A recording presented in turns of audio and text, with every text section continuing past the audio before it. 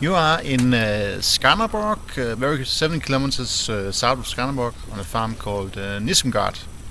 I'm producing slaughter pigs. I make about 14,500 per year. This one I built in 2003, and we're gonna see the new stable I built in 2007. So we're just gonna go around these silos.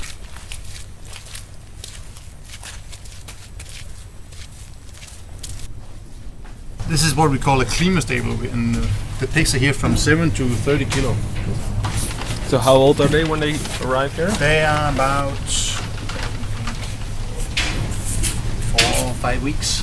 In this room there's 360 pigs. Can you show you the small pigs? Yes.